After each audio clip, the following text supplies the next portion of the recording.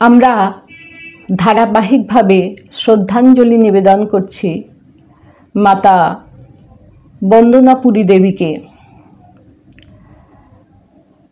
এই স্মৃতিচারণটি করেছেন শারদেশ্বরী আশ্রমের বর্তমান সংঘ অধ্যক্ষা বাণীমা মাতা সুবেতাপুরী দেবী। তিনি বলেছেন, আমি তখনও আশ্রমে আসিনি, আমাকে ভর্তি করার কথাবার্তা চলছে। এমন সময় আমার পিতা বললেন, আজ সন্ধ্যা 7টায় শারদেশ্বরী আশ্রমের একজন সন্ন্যাসিনী রেডিওতে তার বক্তব্য রাখবেন। ওই সময় তুমি বসে মন দিয়ে শুনবে তার কথাগুলি।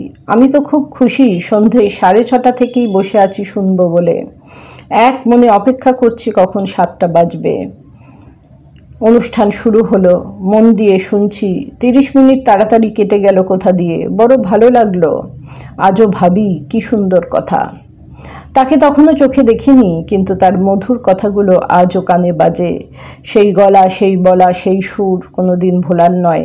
মনে খুবই আনন্দ হচ্ছে এই ভেবে যে এই আশ্রমে আমি ভর্তি হব, এই কথা ভেবে আনন্দে আত্মহারা। যাই হোক, ভর্তির দিন স্থির হলো। সন্ধে 6:30 বাজে তখন। দুর্গামা নিচে বাইরের ঘরে প্রতিদিনের মতো আজও উপস্থিত। আমি তো ভয়ও পাচ্ছি, আবার একটা ভালো লাগার ব্যাপারও আছে তার সঙ্গে। সকাল থেকে মনের ভিতর কীরকম একটা আনন্দ হচ্ছিল দুর্গামাকে দেখব বলে, সেটা পূর্ণ হলো। তাকে প্রণাম করার সঙ্গে সঙ্গেই তিনি কাছে টেনে নিয়ে বললেন, থাকতে পারবি মা বাবা মাকে ছেড়ে? আমি সহজেই বললাম, আপনি ভালোবাসলে আমি পারবো। মা তখন খুব সুন্দরভাবে হাসলেন, বললেন, যাও মা, উপরে গিয়ে ঠাকুরকে প্রণাম করে এসো। তার কথা মতো প্রণাম করে নামলাম। মার কাছে আসার সঙ্গে সঙ্গেই মা হাত ভরে প্রসাদ দিলেন। সে কত রকমের মিষ্টি। সেদিন তারপর চলে এলাম। পরের দিন বাবার সাথে এলাম ভর্তি হবার জন্যে।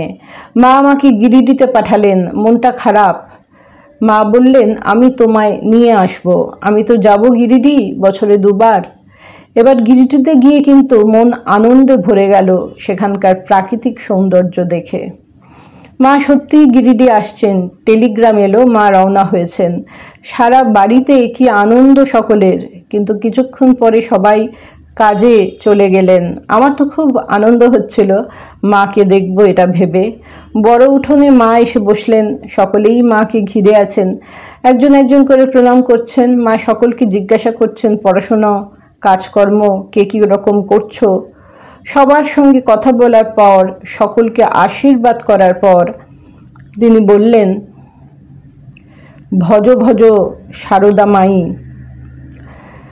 সকলেই তখন যার যার কাজে দায়িত্ব পালন করবার জন্য চলে গেলেন।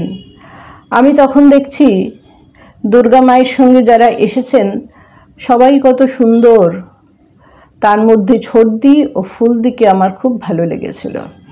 মা গিরিটিতে গেলে এত আনন্দ হতো। ফুলমা ও ছোট মা কত রকমভাবে আনন্দ দিতেন ছেলে মেয়েদের।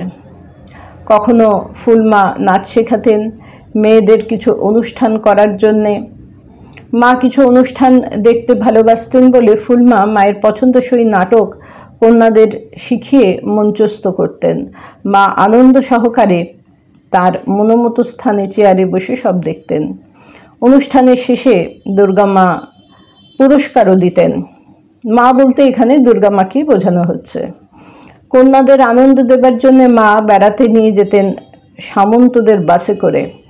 মায়ের ভক্ত সন্তানরা তাদের গাড়িতে মাকে উঠতে বললেও তাদের কথা মা রাখতে পারতেন না। বলতেন, আমার কন্যাদের সঙ্গেই আমি থাকবো। বাসে উঠেই বলতেন এমন জায়গায়, বাসে উঠে বসতেন এমন জায়গায় যাতে প্রত্যেকটি মেয়েকে তিনি দেখতে পান। মেয়েদের বলতেন, তোমরা ঠাকুরের নাম করো, স্তব স্তুতি করো, গান করো মা। এইভাবে মেয়েদের নিয়ে তিনি খুব আনন্দ করে থাকতে পছন্দ করতেন। শ্রীরামকৃষ্ণ ভাবধারায় সন্ন্যাসিনী সঙ্গ গৌরী মায়ের আশ্রমেই প্রথম প্রতিষ্ঠিত হয়েছিল। তবে সন্ন্যাসিনী হবার সৌভাগ্য সবার ভাগ্যে হয় না। সমুদ্র তীরে আলোক স্তম্ভ থেকে সন্ধানী আলো যেমন চতুর্দিকে ঘূর্ণায়মান অবস্থায় সর্বস্থানের সংবাদ জানানোর জন্য ব্যবহৃত হয়, এবং সমুদ্র মধ্যস্থ জাহাজের গতিপথ নিয়ন্ত্রণ করে, গৌরীমারও তেমনি তার যোগমন্ত্রের প্রভাবে বিভিন্ন স্থান থেকে নির্বাচিতা কন্যা সংগ্রহ করেছেন তার আশ্রমের মূল কেন্দ্রে বসেই। সেই সব কন্যারা গৌরীমার আশ্রমের প্রাণদায়ী সেবা করেছেন।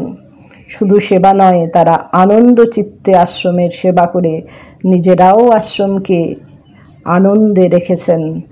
আশ্রমের নিয়ম মেনে 3 বছর আশ্রমবাস অবশ্যই করতে হবে, কিন্তু 3 বছর আশ্রমবাস করার পর যারা গৃহে গমন করেছেন তারাও গৌরী মায়ের আশ্রমের কথা কখনো ভোলেননি।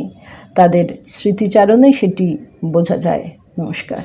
প্রাণারাম প্রাণারাম প্রাণা